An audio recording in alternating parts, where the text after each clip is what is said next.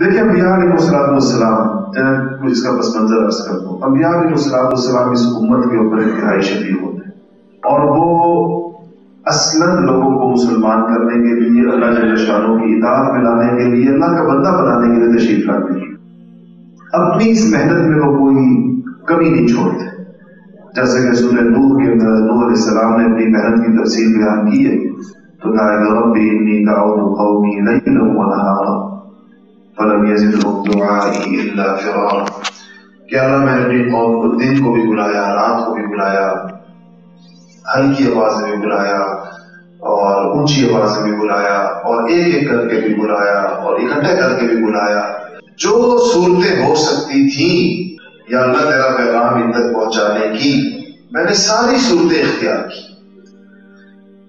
اور یہ ایک دن نہیں کیا، 2 دن نہیں کیا، 3 دن نہیں کیا، 900 برس 950 برس نوح علیہ السلام نے اپنی ذمہ داری ادا کی.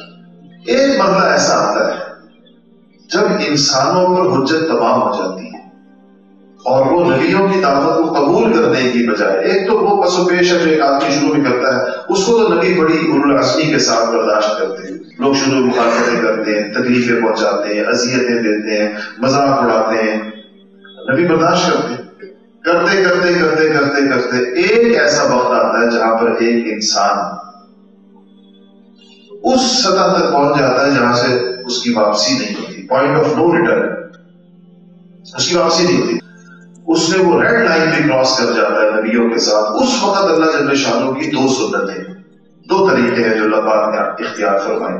اگر اسلام لانے والی جو قوم ہے، جو افراد ہیں، ان کی تعداد ہو بہت زیادہ کم اور کفر کی تعداد ہو بہت زیادہ، یعنی کوئی آپس میں نسبت ہی نہ ہو، جیسے نوح علیہ السلام کی قوم تھی، 80-85 بندے مسلمان اسلام لائے اور ہزاروں لاکھوں جو پوری قوم تھی وہ کافر تھی. ایسے موقعوں پر ایسی گمراہ اور سرکش قوموں کو اللہ تعالیٰ خود براہ راست آفتوں کے ذریعے سے سزا عطا فرماتے ہیں. جیسے کہ نوح علیہ السلام کی قوم کو اللہ نے کیا بھیجا؟ پانی سے. کسی کو اللہ پاک نے جو ہے وہ کسی کی شکلیں بدل دی، کسی کو اللہ پاک نے پوری زمین اٹھا کر اوپر لے جا کے فرشتوں نے وہاں سے زمین پہ دے ماری، کسی کے اوپر زلزلہ آ گیا، کسی کے اوپر چنگھاڑ، فرشتے نے چنگھاڑ ماری، لوگوں کے دل پھٹ گئے. یہ اس وقت ہوتا ہے جب نبیوں کے اوپر ایمان لانے والے بہت تھوڑے اور مخالفین جو ہے وہ بہت زیادہ، اتنے زیادہ کہ عادتاً یعنی کہ اسباب کی دنیا کے اندر ان کا مقابلہ ممکن نہ ہو، تو براہ راست قدرت خداوندی وہ آتی ہے اور وہ جب حجت تمام ہو جاتی ہے، جب دروازے بند ہو جاتے ہیں، تب اللہ جل شانہ خود فیصلہ فرماتے ہیں. جب نبیوں پر ایک اچھی خاصی تعداد ایمان لے رہے ہیں اور کسی درجے کے اندر بھی مقابلے کی فضا پیدا ہو جائے تو اللہ جل شانہ پھر کافروں کو سزا مسلمانوں کے ہاتھ سے دیتے ہیں، جیسا کہ بدر میں ہوا، جیسا کہ باقی غزوات کے اندر ہوا، یا جب بھی جہاد کے جو نتائج نکلتے ہیں تو پھر سزا آسمان سے فرشتے نہیں اتارے جاتے اور نہ قدرتی آفات بھیجی جاتی ہیں. پھر اللہ تعالیٰ کا اصول یہ ہے، قرآن شریف کے اندر بیان کیا گیا کہ پھر اللہ جل شانہ کی سزا اللہ کے بندے مسلمانوں کے ذریعے سے ان کو دی جاتی ہے. تو آپ نے 13 سال مکہ مکرمہ کے اندر محنت فرمائی اور کس دل سوزی کے ساتھ، کتنے صبر کے ساتھ، کتنے حوصلے کے ساتھ، کتنی آزمائشیں صحیح آپ نے اس کی ساری تفصیل آپ سنتے چلے آ رہے ہیں. اس کے اندر طائف کے اندر کیا ہوا، 3 سال شہر ابی طالب کے اندر کیا ہوا، یا پہلے دن سے لے کر ہجرت کی رات تک آپ صلی اللہ علیہ وسلم نے جس طریقے کے ساتھ ان کو، اور اس عرصے کے اندر حضرات صحابہ نے ایک پتھر بھی نہیں مارا ان کافروں. اور حالانکہ بہت سے ایسے مواقع آئے تھے جس کے اندر اور کچھ نہیں تو اگر لشکروں کی شکل میں نہ لڑ سکتے ہو تو جو گوریلا کاروائی جس کو کہتے ہیں وہ تو کر سکتے تھے صحابہ. کہیں پر بھی کافر مل گیا، اس کو گھیر لیا کسی پہاڑ کی کھو میں، کسی جگہ ادھر ادھر، لیکن اللہ تعالیٰ کی طرف سے حکم نہیں تھی. مدینہ منورہ پہنچ کے اللہ تعالیٰ کی طرف سے اجازت آئی کہ اب آپ جو ہے وہ دعوت کا عمل ہو گیا اچھے طریقے کے ساتھ، ان کے اوپر اسلام کی خوبیاں اور محاسن ان کے سامنے آ گئے.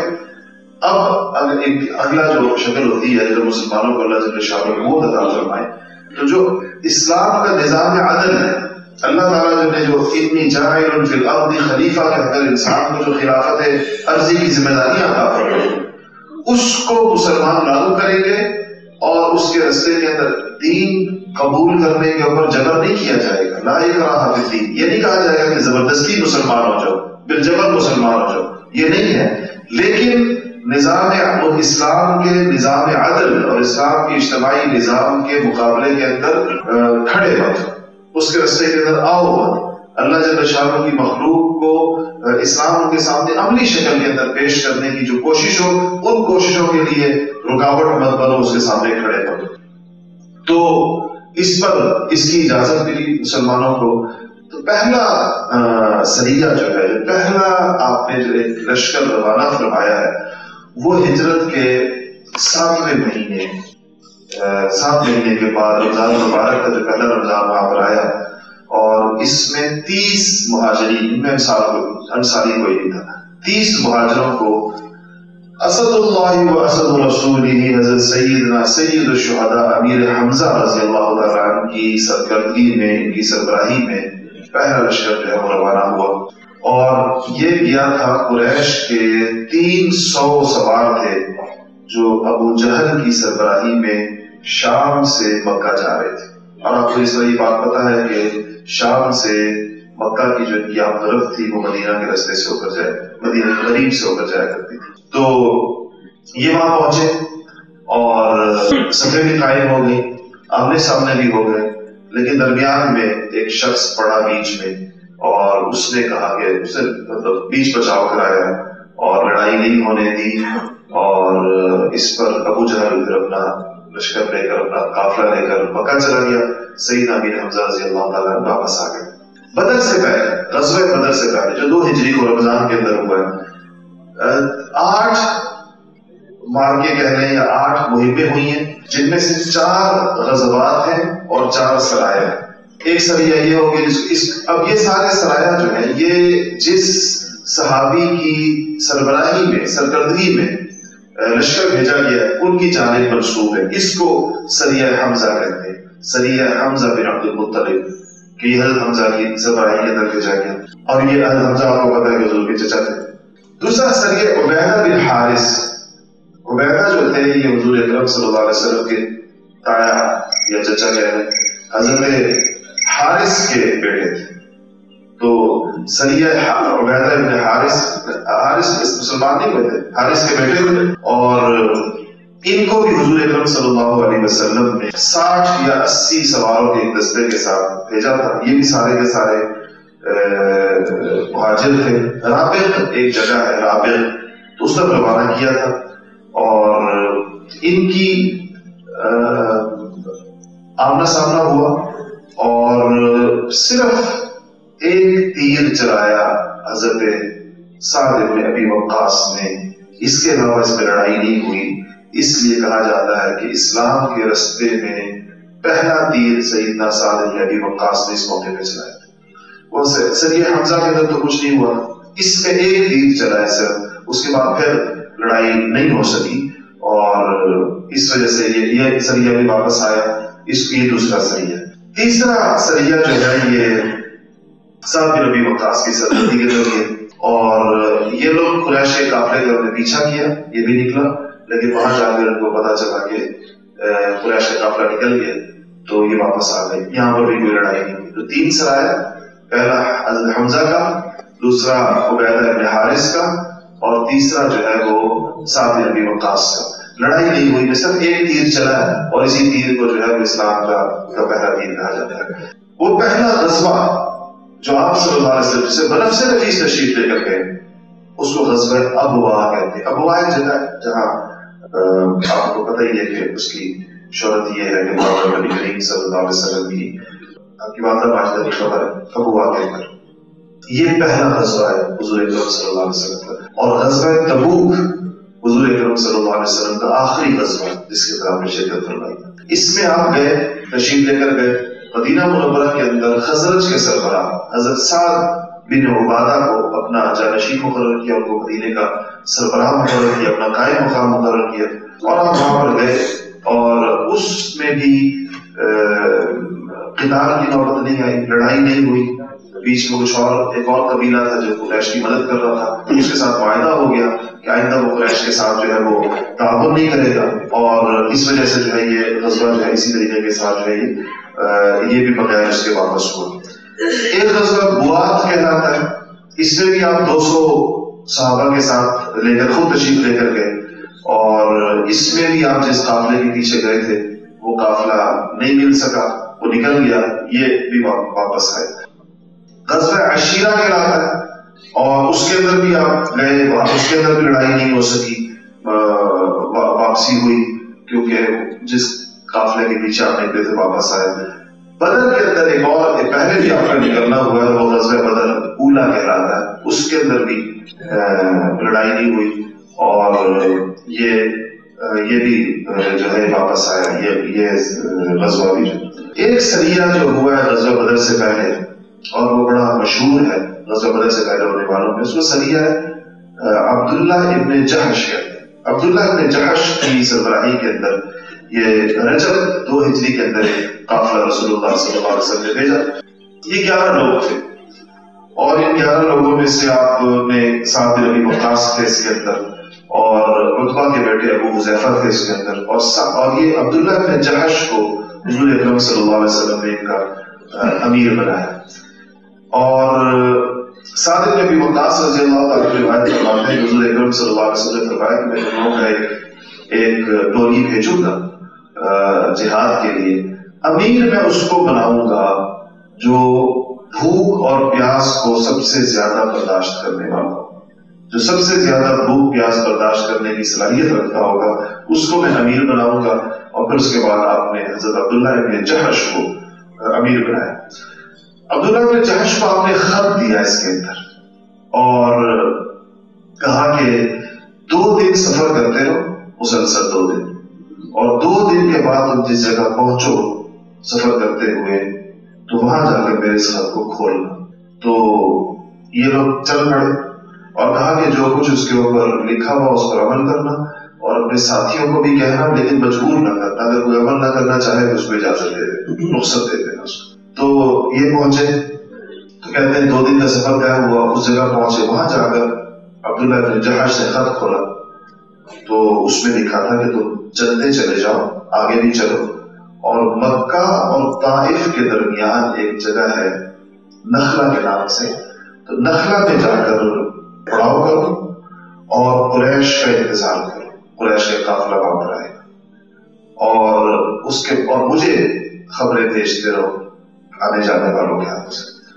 یہ سن کر عبداللہ بن جحش نے کہا کہ سمعا وطاعتا، بالکل یا رسول اللہ صلی اللہ علیہ وسلم نے جیسے فرمایا ویسے ہی کیا جائے گا، اور کہا کہ یہ ہم 12 لوگ ہیں، حضور اکرم صلی اللہ علیہ وسلم نے حکم فرمایا تم میں سے جس کو شہادت عزیز ہو، تم میں سے جس کو شہادت پسند ہو میرے ساتھ آئے، اور مجھے کہا کہ تم پر جبر نہ کروں، تو جو نہیں چاہتا وہ جا سکتا ہے۔ تو سب نے پوری دلچسپی کے ساتھ نبی کریم صلی اللہ علیہ وسلم کی ہدایت پر عمل کرنا طے کیا اور آپ کے ساتھ ہو گئے۔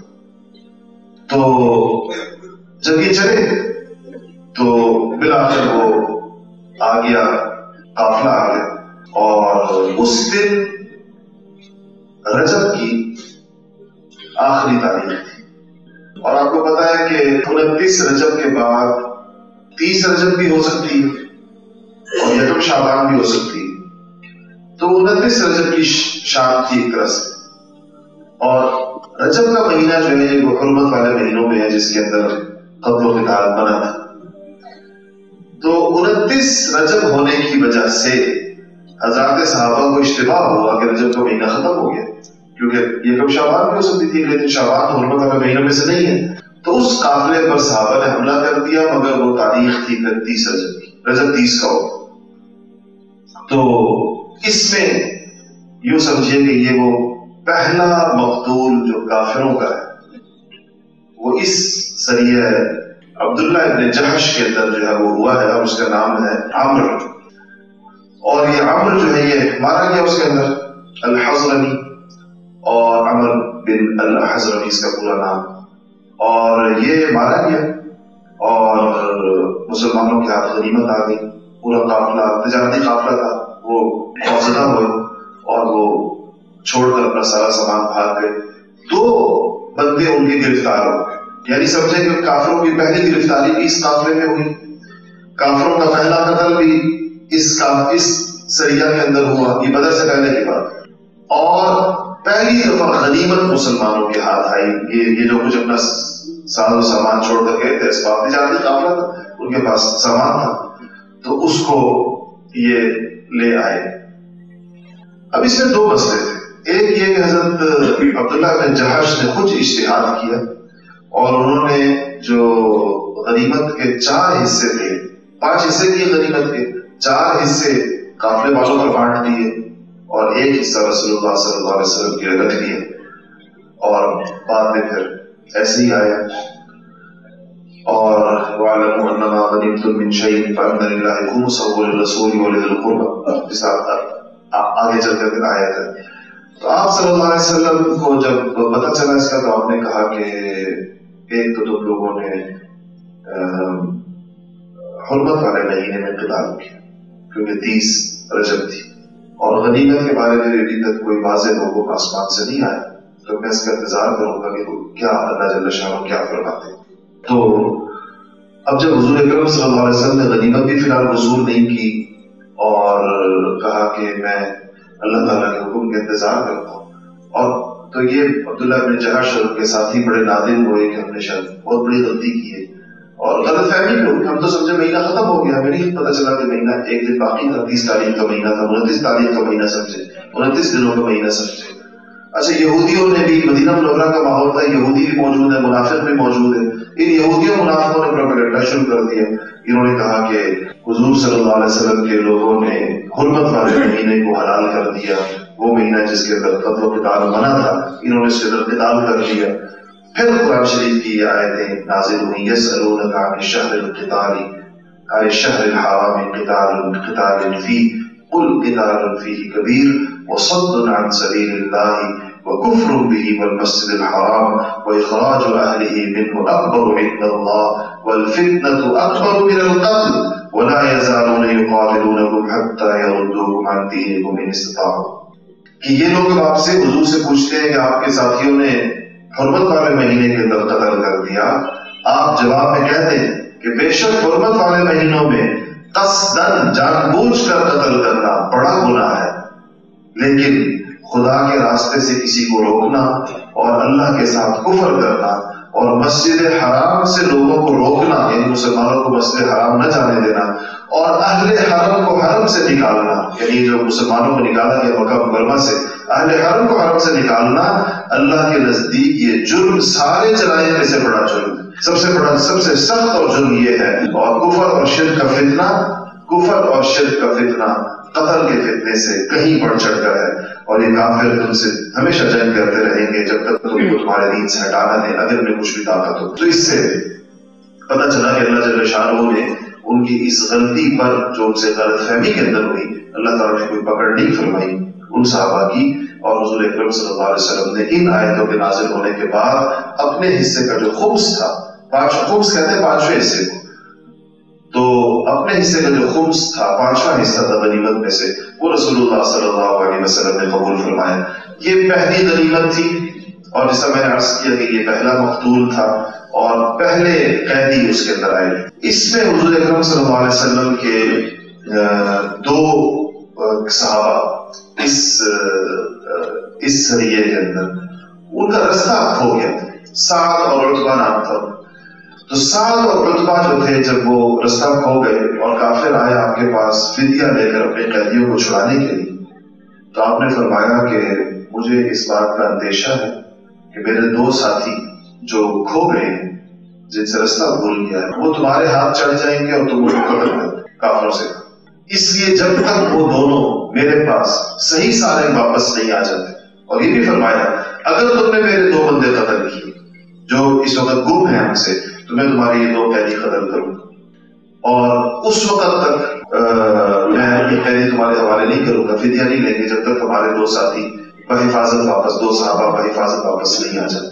اور پھر اس کا انتظار کیا کہ چند دن کے بعد یہ دونوں, حضرت سعد بھی اور حضرت عتبہ بھی, یہ آ گئے. ان کو رستے میں کوئی واپس پہنچ گئے. ان کے پہنچنے کے اوپر پھر उन दो लोगों को जो था उनको हुज़ूर अकरम सल्लल्लाहु अलैहि वसल्लम ने फिदिया लेकर छोड़ दिया। उनमें से एक का नाम उस्मान था और एक का नाम जो है हकम इब्न कैसान था। उस्मान जो था वो रिहा होते ही वापस चला गया मक्का और हालत कुफर के अंदर मर गया मक्का के अंदर जाकर। और ये जो हकम था ये खुश नसीब थे, ये इस कैद के दौरान मुसलमान हो गए और जब इनको छोड़ा गया तो इन्होंने जाने की बजाय मदीना मुनव्वरा के अंदर ही रिहाइश इख्तियार कर ली और ये बीर मऊना के शुहदा सहाबा के साथ ये भी शहीद हो गए। तो ये था ग़ज़वा अब्दुल्लाह इब्न जहश। ये 8 मुहिम्में थी, 4 इसमें सराया है, 4 इसके अंदर ग़ज़वात हैं और ये सारे ग़ज़वा बदर से पहले का है। इसके बाद आलम इस्लाम का जो सबसे पुरशौकत ग़ज़वा ग़ज़वतुल बदर अल कुबरा जिसको कहते हैं, मैं कहते बदर में चूंकि पहले भी हुआ है उसको ग़ज़वतुल बदर अस सुग़रा कहते हैं, लेकिन उसमें लड़ाई नहीं हुई थी लेकिन बदर तक पहुंचना हुआ था सल्लल्लाहु अलैहि वसल्लम। इसके बाद ये ग़ज़वतुल बदर अल कुबरा हुआ है।